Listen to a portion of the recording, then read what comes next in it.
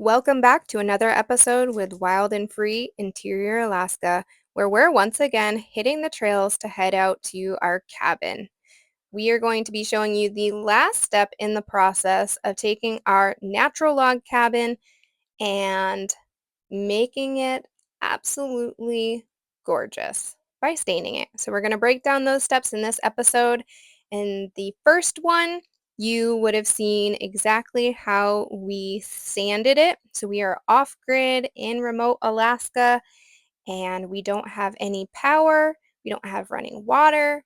So we don't have a ton of normal resources available to you. So we show you how we sand it, and then we show you in the next episode how we cleaned the cabin and exactly what we mean by that. And then in this final episode of getting our cabin turned around from nasty brown aging logs to beautiful golden color, we show you how we stain it.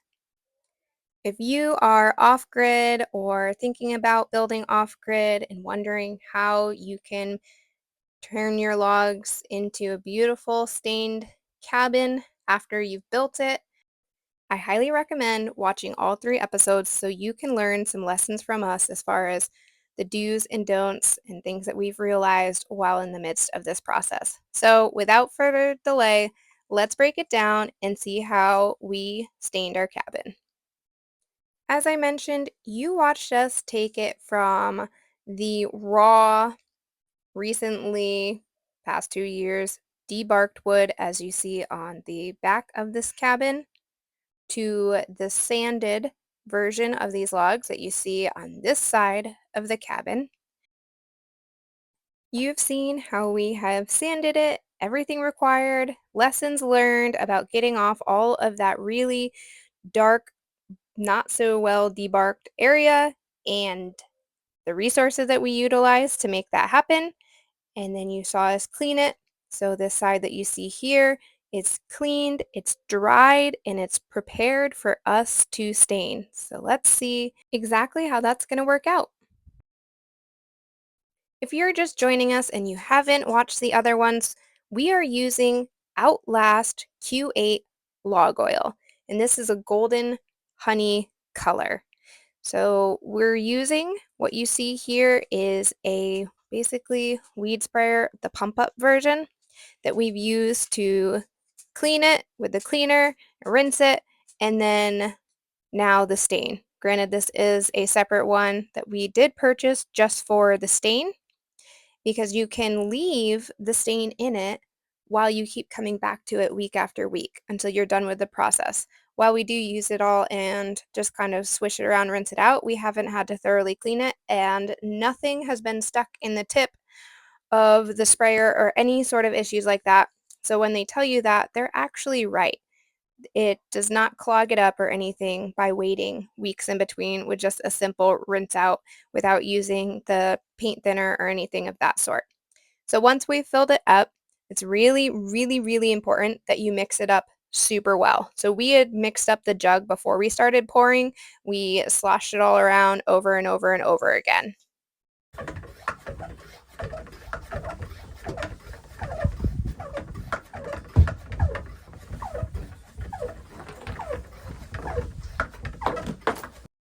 Now, as you can see, pouring it was a bit of a messy job. There was a lot of the stain that was flowing down the side. This happens when it was so full, the container, but as we started using more, it was easier to tip it and have it directly go into the sprayer without leaking down the edges. So I just kind of used the brush to spread around the excess on the deck, which we will be staining a different color anyways, just so that it wasn't sitting there and we wouldn't be tracking it into the cabin so it could dry out. And then I wiped up the sides of the container just to kind of keep it a little bit cleaner. And then we will review our instructions together with you that we have from the company. They provide you step-by-step instructions. We'll go over all of those and we will get started. We're a little nervous. We're not sure if it's going to work the way that we envision it and how difficult it's going to be or how much effort it's going to take from our bodies, but we will get started on that here in just a moment. So using the Q8 log oil, the process is Stir very well before use and during. So occasionally during, give it some shakes. Start at the bottom and work your way upward. I think that's to prevent runs. Using the new sprayer, apply as much liquid as wood will absorb. Not necessary to keep a wet edge or apply multiple coats or wet on wet. So once it's like covered, just keep moving along. It should cover 125 to 175 square feet a gallon. So not good with math in public, but this is 20 by 7, 8, 20 by 8. So what is that? 160? Yeah. Okay, so we should only use about half of that.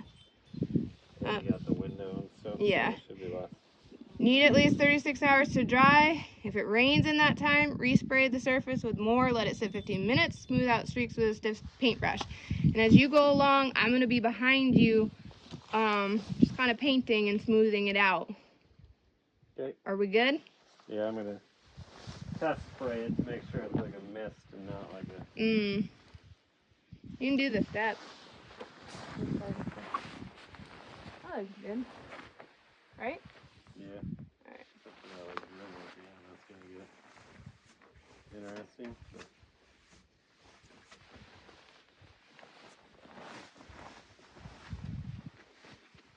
Alright, start at the bottom.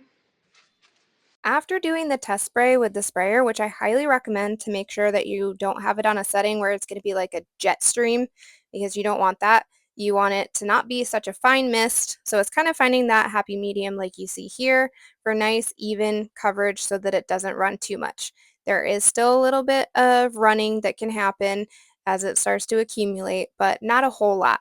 Although it is still important to use your brush and go over every single bit of it with a nice brush stroke so that you are helping to smooth out any runs that might be happening. Before we speed things up, I wanted to show you a realistic view of exactly how tedious, per se, this process is and just how much time it will take. And it's not as fast as it is when we speed it up like this, which is very satisfying to see. We're like two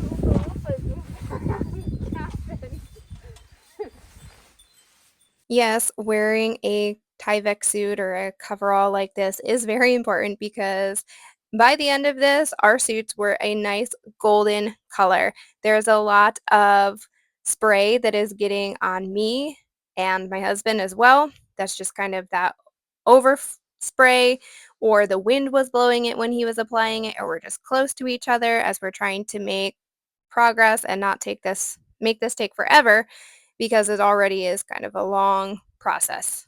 Using the sprayer did work out exactly as we thought it would. It was really handy, and although it can lead to a little bit of running, it really wasn't bad. It went much quicker. As you'll notice in every segment that we do on the walls, the spraying went a lot faster than me brushing everything on.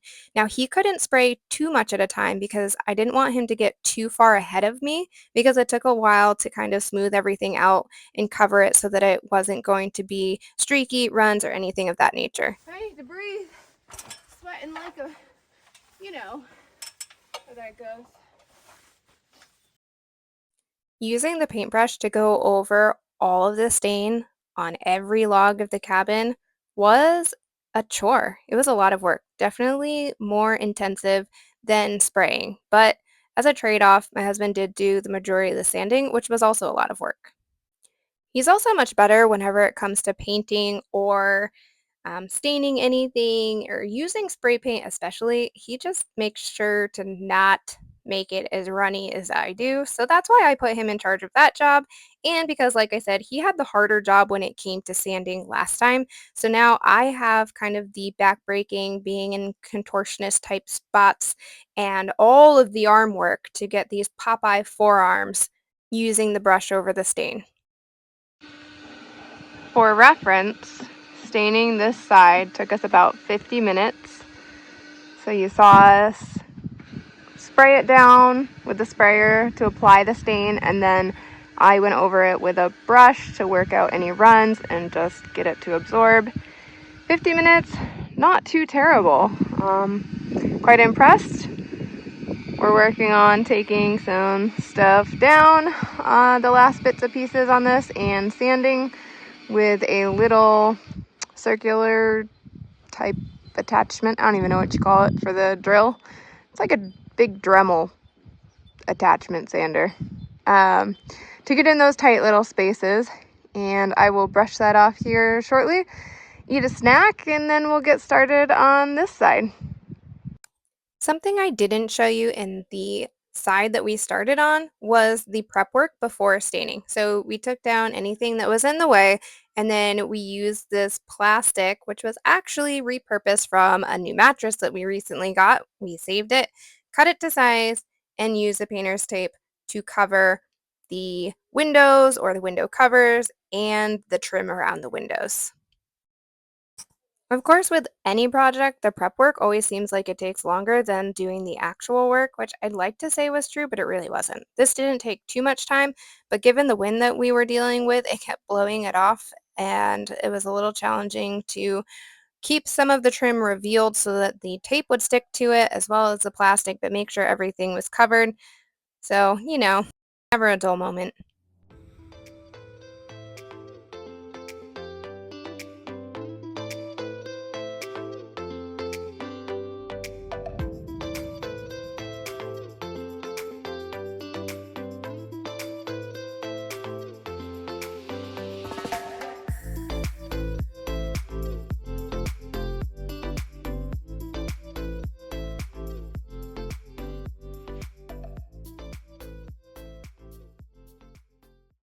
We anticipate this side will take a little bit longer, once again showing you just how nice and easy and slow this process actually is.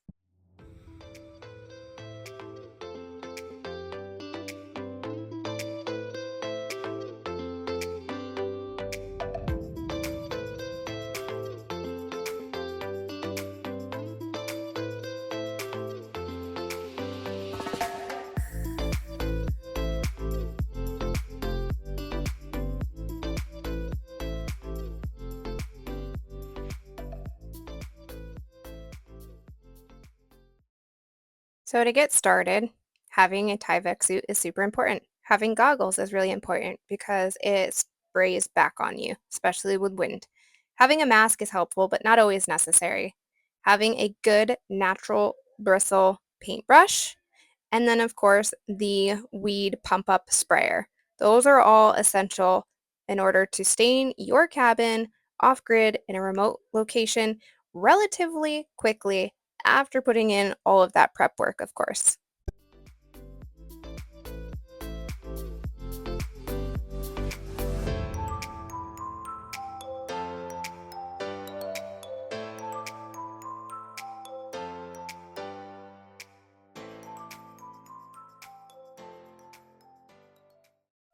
Overall, the entire project of staining was going a lot quicker than we anticipated, and we were really happy and relieved to see that. But once you got on a ladder, things started to slow down, and we opted to do the ceiling that you see here as well for additional protection. And that was a little tricky to reach everywhere. We debated doing our door, keeping it the same color as the cabin, or maybe staining it a different color with the trim and the deck. We're really not sure what we're going to do, but we opted to go ahead and just do the door while we were at it for now. I suppose we can always change it later and make it darker. What do you think we should do?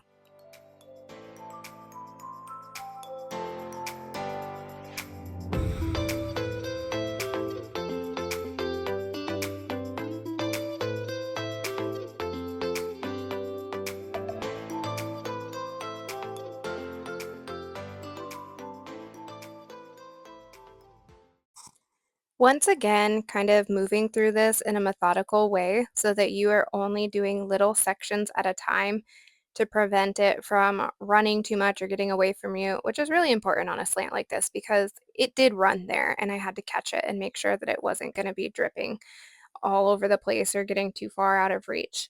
But working in little sections is really important so that you can spray a little bit and then go behind it with the brush. It's definitely easier having two people so that you can tackle it at the same time and one person isn't having to do all of it. It would get very tiring.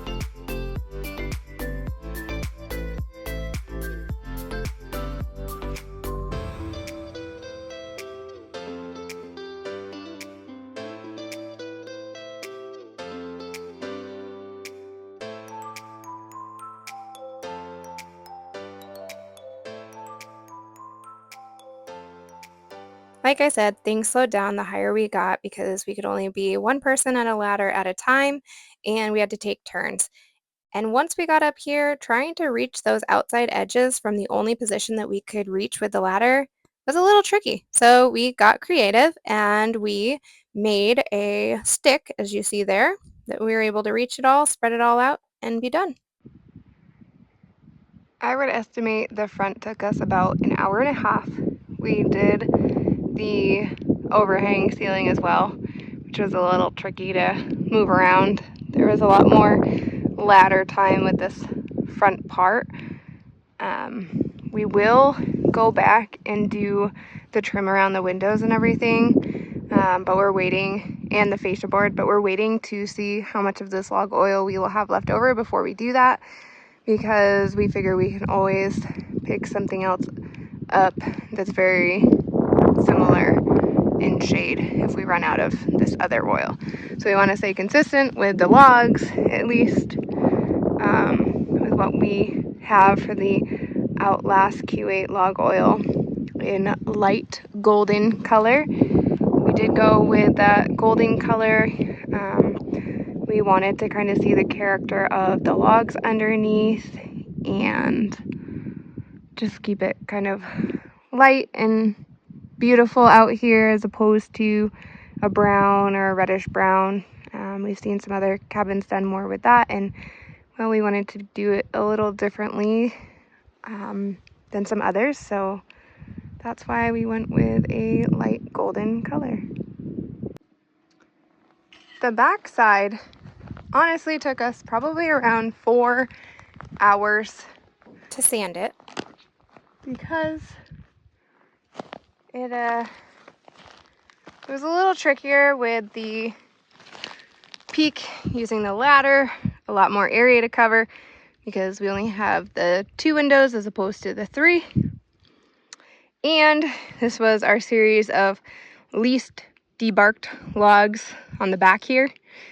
So that took a lot more sanding to get through the layer of bark still. So when we were first debarking, we got through the rough bark, and we left like this little layer which was yellow at the time, but then that turned brown. Turns out we didn't go far enough on like our first 10 logs, so those ones, for the sake of time, were thrown up here, and they have now been sanded off entirely.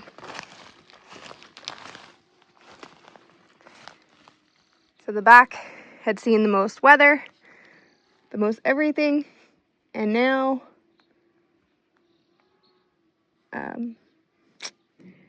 here it is.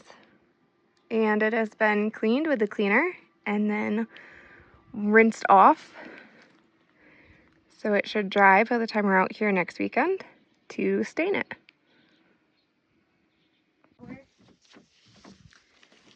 This morning we are getting started on staining the back of this cabin. We had sanded it the week before and washed it, cleaned it, and now it's dried. Now we're going to put up our plastic to cover our windows and then stain it this morning. Once again, before you get started, go ahead and prep everything. We did learn that being in those suits is super hot if it's a really warm, sunny day, so we decided to get everything prepped before we don our beautiful outfits that are now very covered to move on to this back side, staining it.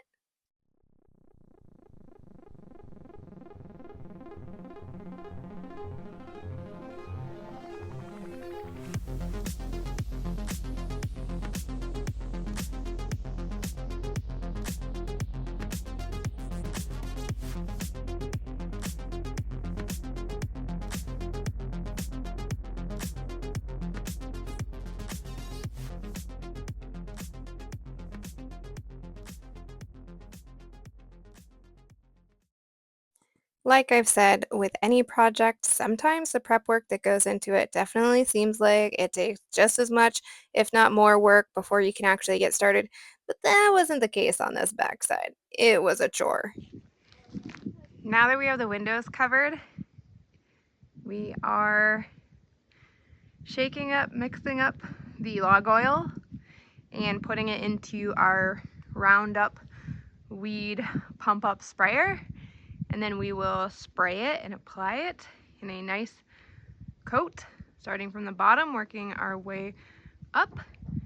And I will be using the paintbrush to make all the paint strokes, the brush strokes over top of it to blend it in and prevent it from running.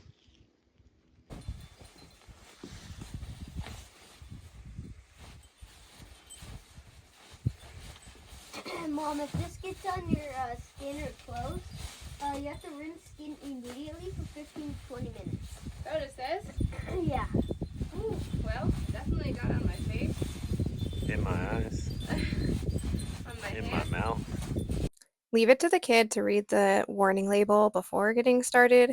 Oops, well, we're still alive. Granted, we did learn that it did kind of melt off our lights, so there's that. But let's get everything on and get suited up. As you can see, it's a beautiful golden color now. 100% necessary for the job. Make sure you get yourself some. You'll also notice that we are wearing latex gloves as well because those get covered and you're going to go through several pairs.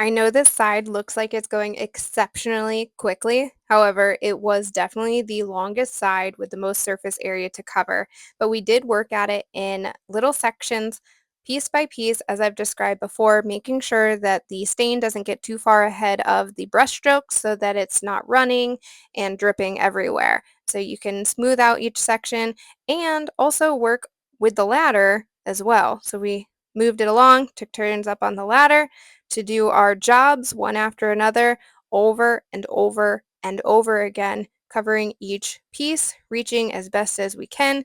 Maybe not always in the safest OSHA approved manner, but everything was fine. And through our dedication and determination, we got the job done because what other choice did we have but to continue on? This side took a long time. I don't know if it's because we spent so much more time up on the ladder because it's without the deck, we were on the ladder a lot more, or if it was because we're lacking an extra window and a door on this side. Possibly the combination of the both, but we got it all done and doing the ceiling up here was much easier. The backside took us about 2.5 hours from the time that we put the plastic up and then applied all of the stain.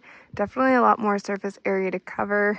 There's only 2 windows and no extra window and a door on this side, and of course the peak. So it was a lot longer and definitely could feel it in my arms applying that stain, brushing it on, but it's gonna look so good once it has dried, and that's really going to be important for this backside that doesn't get as much sunlight for protection and everything else. So really happy with the way that it has turned out so far. We're going to let that dry. We will probably move on to doing under the eaves on this side and the other side once we decide that we would do the ceiling as well, and then we'll probably just do the outhouse without sanding it, but we will apply it. And then in the meantime, the in-laws came out with lumber for our workshop, shed, shower house you name it building, multi-use building, and so they've hauled out quite a lot. They're unloading that now. We are going to break for lunch here shortly. We'll finish unloading the lumber we brought out on the 4Runner. We'll take off the rack and we will go back with the 4Runner to get additional lumber, which are 4x4x16 for the foundation, and a whole bunch of very heavy cement blocks that we brought out yesterday. So that is the plan, and then we'll start figuring out exactly where we'll be building over here as well. A lot to do while this dries, and before we can move on to sanding the final side tomorrow. We're at the trailhead, and for the time period of the year, it's definitely the busiest we have ever seen it out here. So it's blueberry picking season. That's a big deal. But it's also the youth caribou season and federal subsistence. So we think some people are out here. Also, people are just seeing if anything's in the area for about 3 weeks from now when regular season opens. So there's a ton of traffic out here because this is a very popular caribou hunting area. Definitely more than we have seen this entire summer. It just feels very early. This is normally kind of packed, and that's when we see traffic is caribou time, and we try to avoid it even though we have a cabin in prime spot, but I digress. So we are finally bringing out our 4x4s for the shed. So we just loaded those up with the rest of the other lumber. Getting there as far as bringing stuff from home out to here, it's always just a chore in and of itself, but it's all strapped down. Those are 16 feet. We're gonna make the journey through there, and then in the 4Runner we have those very heavy blocks. We've got 4 of them in the back end, and we've got 3 of them in here in the seats, and we're gonna be going very slow. This is a very heavy load, but we're slow anyways as we go. So we're gonna hit the trail before hopefully we meet too many people, because being bigger, we will take it first. Let's do it.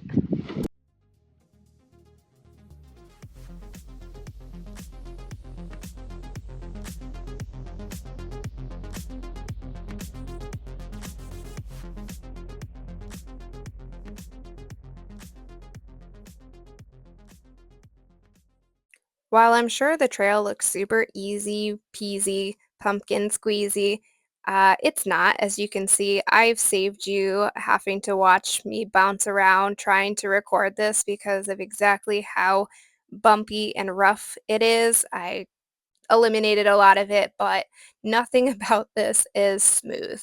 Sorry about that.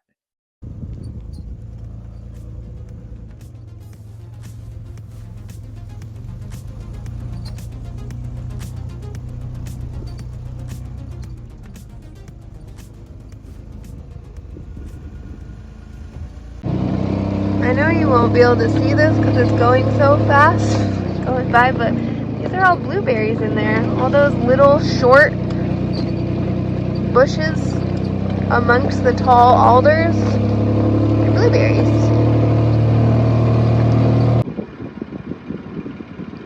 It's a gorgeous day. It does look like it might rain though, and I really hope it doesn't because we need the stain on the back of the cabin to dry for at least 36 hours before it gets any sort of moisture. Hopefully, the beautiful day that we've had continues. You can see them hauling way up in the distance. Just a moment. Oh, you kind of see the wood there moving along. They're able to go much faster than we are with all of our weight. Their load's pretty secure. I don't think it's moving around a whole lot, but there they are. There they go.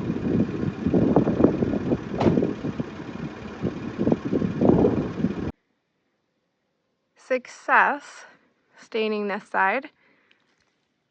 Figure out what to do with the fascia board at some point. And then we also stained the outhouse. And then we got the overhang done on the side of the cabin that we had already stained.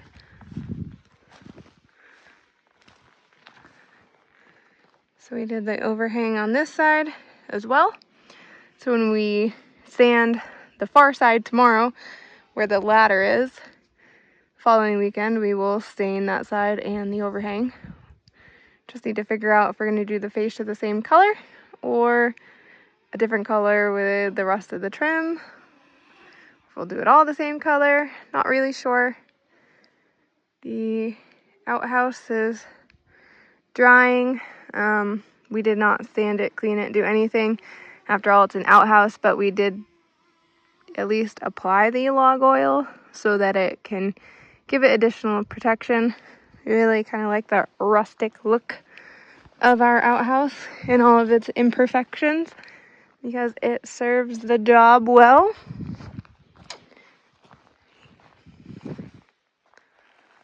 So that's done. It was a successful day with a lot of work. As you saw, my in-laws came out. They helped bring out more lumber, so that's here. And then my father-in-law started figuring out kind of how we're going to place our shed workshop. It is going to be 16 by 12. And of course, being in the tundra, we have muskeg that we have to pull back, dig up. We're just deciding how far, how much. We really just want to kind of get to the surface of the ground, not digging too far in, but obviously have to get them level, and we're dealing with a slope. So that's always a challenge. Like, you don't want to set it just on top of this muskeg squishy tundra, but you don't want to dig down too far because then it's just super wet in the permafrost.